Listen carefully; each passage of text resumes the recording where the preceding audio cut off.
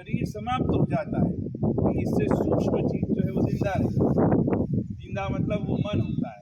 जैसे नदियां जाकर समुद्र में मिल जाती है, पानी जो है वो वाष्प बन के ऐसा नहीं खत्म हो गया, हमने गीले कपड़े सुखाए और कपड़े सूख गए, हमने क्या सोचा पानी खत्म हो गया। एक्चुअल में पानी समाप्त नहीं हुआ है ना। वो जहाँ उस साइंटिफिक एक्टिविटी के तरह जहाँ जिसमें मिलना था वो मिल गया। एनर्जी कभी नष्ट नहीं होती है। तो ये जो ऊर्जा है, ये यूनिवर्सल माइंड की ऊर्जा, हम सब उसके हिस्सा है, हम सब उसी मन के हिस्सा है। अगर हम स्वामी विवेकानंद के इस कंसंट्रेशन वाले सिद्धांत को देखे समझे, तो उन्होंने यही बताने की कोशिश की है, दुनिया की ऐसी कोई भी चीज नहीं जो पॉसिबल ना हो इस मन की शक्ति से।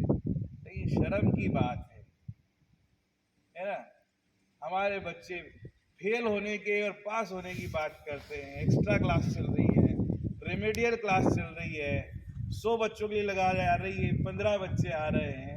हमें लगता है कि हम स्वामी विवेकानंद इसी देश में जन्मे होंगे और इसी बंगाल में जन्मे होंगे।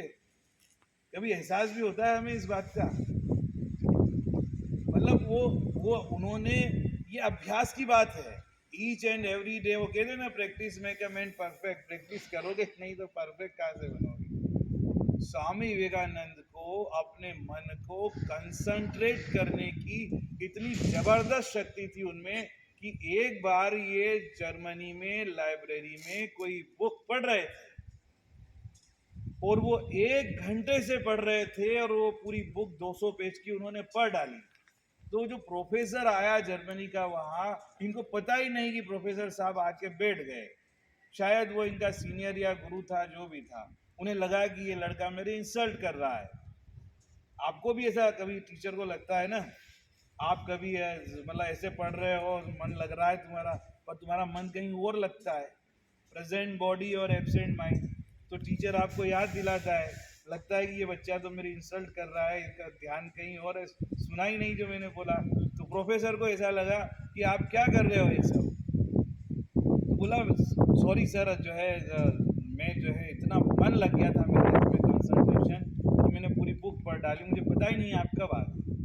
बोले दूसरी मजाक, तू इतना पढ़ने वाला है। तो उन्होंने बोला आपको अगर डाउट है तो ये किताब कौन सा पेज जो है आपको पूछना है, मैं बता दूंगा। बोले तीसरी मजाक, तू इतना समझदार कि मैं किसी पेज का पूछूंगा और तुम बता दोगे। तो उन्होंने पूछा अलग अलग पेज से, उन्होंने पूछा कि इस पेज पे, वो जब पढ़ते थे ना तो बुक का पेज नंबर भी ध्यान रखते थे। उसने जिस पेज से पूछा स्वामी विवेकानंद ने उसका जवाब दिया। तो उसने प्रणाम कर लिया कि गजब। स्वामी विवेकानंद ने जब पहली बार शिकागो में बोला था तो पूरी दुनिया ने कहा था कि हम पागल है जो ईसाई मिशनरियों को और दूसरों को अपने धर्म का प्रचार करने के लिए इंडिया में भेज रहे हैं। जिस देश में ऐसा युवा है 30 साल का, उस देश से श्रेष्ठ विचारधारा कोई किसी की हो नहीं सकती, और हम वहाँ धर्म सिखाने के लिए भेजते हैं। लेकिन करें क्या, हम लोगों को सोने की आदत है ना। हम लोग सोने की आदत हमारे अंदर बड़ी खराब है। सोने का मतलब भूलने की आदत है।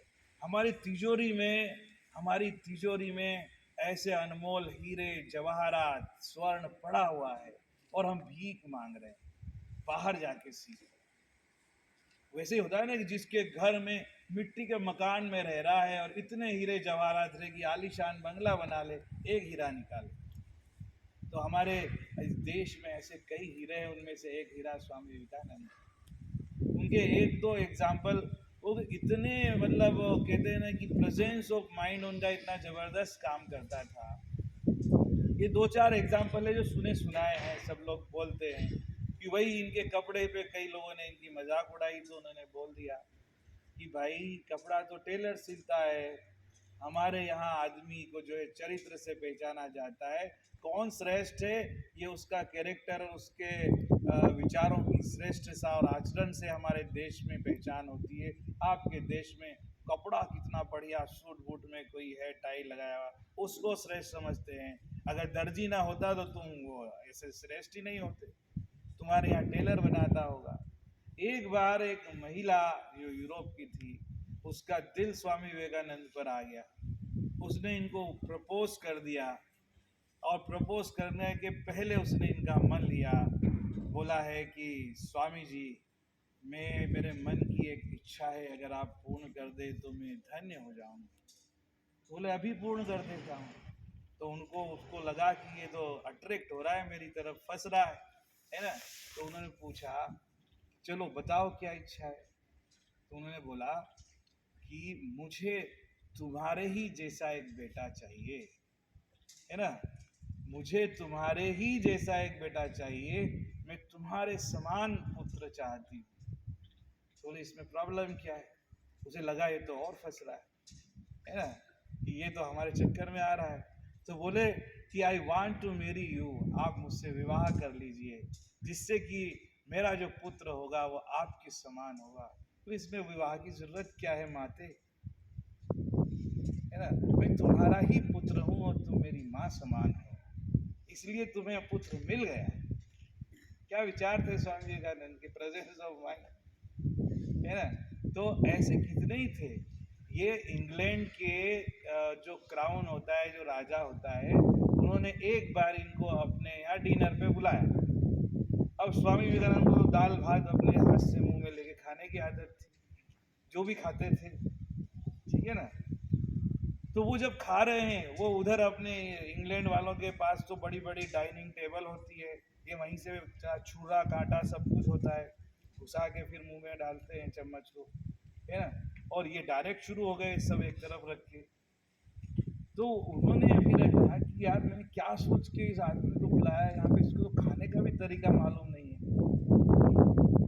तो उन्होंने पूछा इससे कि स्वामी जी, ये आपके लगता है आपके देश में ये सभ्यता नहीं है ना, ये सभ्यता सिखाने वाले लोग इस देश में बार बार आए हैं, लेकिन उनको जब जब स्वामी का विवेकानंद मिला है तो उल्टी सीख के गया है। तो वो उन्हें बोले कि ये इतना छुरा है, ये है चम्मच है, ये सब कुछ है, अब why you are not using this utensil, उनका मतलब जो भी इसका उपयोग क्यों नहीं कर रहा है स्पून का, और खा नहीं रहा है। तो उन्होंने बड़ा बोला कि ये आपके पास इतनी सैकड़ों चम्मचें हैं, कितने ही लोग रोज भोजन करते हैं, कौन सा चम्मच कल किसके मुंह में घुसा होगा क्या पता, लेकिन मेरी उंगली तो केवल मेरे ही मुंह तक जाती है ना, इसलिए मैं अपने से खाता हूँ तो ये आनंद अलग है ना। यही चीज तो कोरोना टाइम में काम आई, पूरी दुनिया कह रही थी किसी का छुरा काटा कुछ भी यूज मत करो, किसी का कोई सामान यूज मत करो। उस समय स्वामी विवेकानंद का ही तो काम आया था कि हम अपने हाथ से खाते, मेरा हाथ है, मेरी उंगलियां किसी दूसरे के मुंह में कभी नहीं जाती, मैं ही यूज करता हूँ, है ना, इसलिए मैं सबसे सेफ हूँ हेल्थ के मामले में। तो ऐसी बहुत सारी चीजें हैं। मुझे जो काफी समय ले लिया मैंने बताया, क्योंकि बताना जरूरी है। मुझे बहुत दुख होता है जब मैं बंगाल में कहीं घूमता हूँ, देखता हूँ, और मैं ये सोचकर यहाँ ट्रांसफर लेकर आया खुशी खुशी कि मैं उस धरती पे जा रहा हूँ जहाँ स्वामी विवेकानंद ने जन्म लिया था। मैं उस धरती पे जा रहा हूँ जहाँ रविंद्रनाथ टैगोर जैसे महान नोबेल पुरस्कार विजेता थे। मैं उस धरती पे जा रहा हूँ जो अरविंदो घोष की धरती है, जिन्होंने, और ये सब के सब ये इतने महान लोग थे कि पूरी दुनिया बोलती है कि भारत को जानना है तो किसी को जानने की जरूरत नहीं है, स्वामी विवेकानंद को जान। भारत को जानना है तो अरविंद घोष को जान लो, भारत को जानना है तो रविन्द्रनाथ टैगोर को जान लो, है ना। ये मास्टर सूर्य सेन की धरती है। इस धरती ने जितने लाल दिए हैं, चाहे ईश्वर चंद्र विद्यासागर हो, राजा राम मोहन राय हो, चाहे कोई भी हो, इन्हीं लोगों से सीख करके लोग कई महान हो गए हैं। इनके जन्म के, इनके अवसान के बाद जितने भी महापुरुष हुए हैं, उन सब महान पुरुषों के जीवन में कहीं न कहीं स्वामी विवेकानंद की और इस धरती पर जन्मने वाले महापुरुषों की प्रेरणा काम करती है।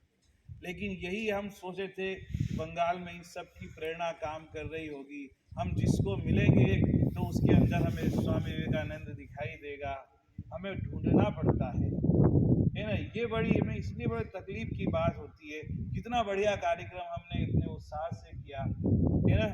जैसे स्वामी विवेकानंद भारत आने पर मिट्टी से मिले थे, वैसे ही आज हम योगा करते समय हमने अपने धरती की मिट्टी का आनंद लिया। कितनी बढ़िया सब व्यवस्थाएं हैं। तो ये सब व्यवस्थाएं बनी रहे और सबके विचार ऐसे ही उज्जवल और जागृत होते रहे, और आप अपना उत्साह ऐसे ही बनाए रखें।